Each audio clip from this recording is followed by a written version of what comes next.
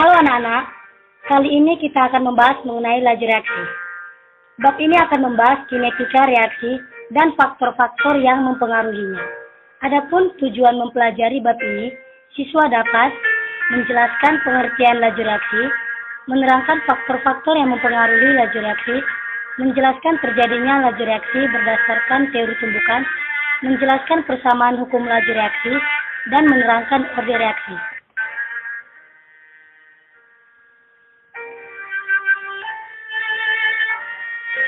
Konsep laju reaksi. Kamu pasti masih ingat, reaksi kimia merupakan proses perubahan zat reaksi atau reaktan menjadi hasil reaksi atau produk. Seperti kebakaran hutan, prosesnya melibatkan tumbuhan dan oksigen sebagai reaktan menjadi abu dan asap menjadi produk. Semakin berkurang reaktan, maka produknya semakin banyak. Maka pengurangan konsentrasi reaksi atau pertambahan zat produk per satuan waktu disebut laju reaksi. Teori tumbukan. Perhatikan gambar berikut.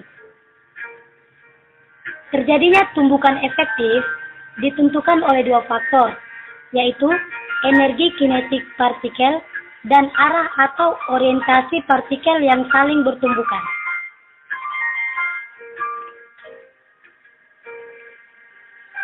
Nah, yang pertama, arah partikel yang bertumbukan.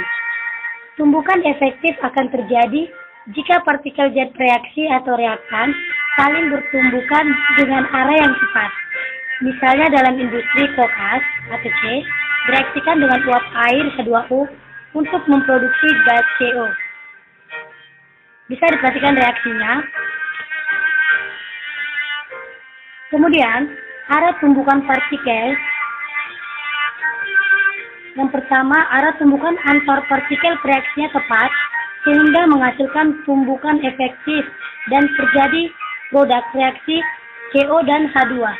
Yang kedua, arah tumbukan antar partikel zat reaksinya tidak tepat sehingga tidak menghasilkan tumbukan efektif.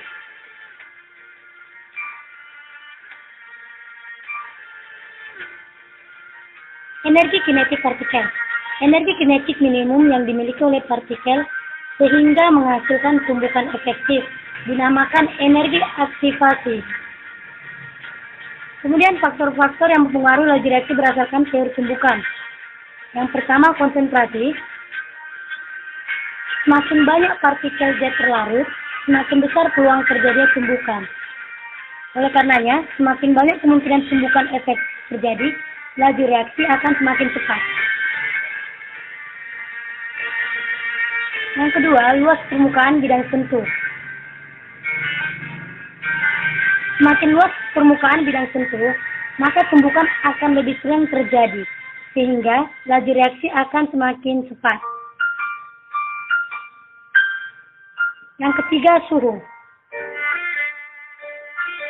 Semakin tinggi suhu reaksinya, maka semakin cepat gerak molekulnya, sehingga semakin besar energi kinetik yang dimiliki molekul, laju reaksinya semakin cepat.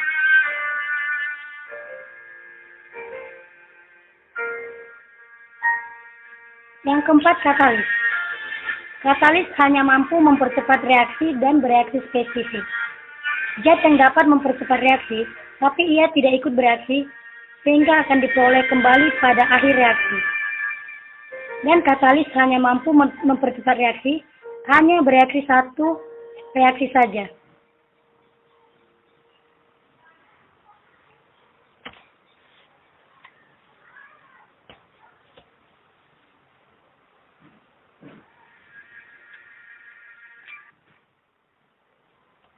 Kemudian persamaan laju reaksi.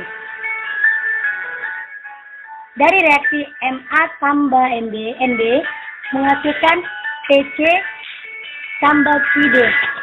Maka terbentuk persamaan laju reaksinya pada suhu T tetap dapat ditulis sebagai berikut.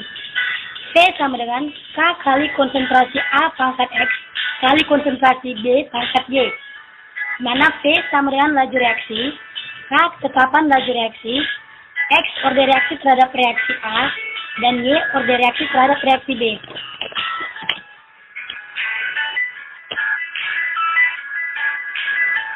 Orde reaksi. Orde reaksi menyatakan besarnya pangkat konsentrasi reaksi pada laju reaksi. Nah, perhatikan grafik berikut. Yang pertama, grafik untuk reaksi orde 0.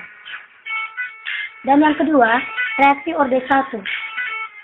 Dan yang ketiga, reaksi orde 2. Nah, demikian pembelajaran hari ini.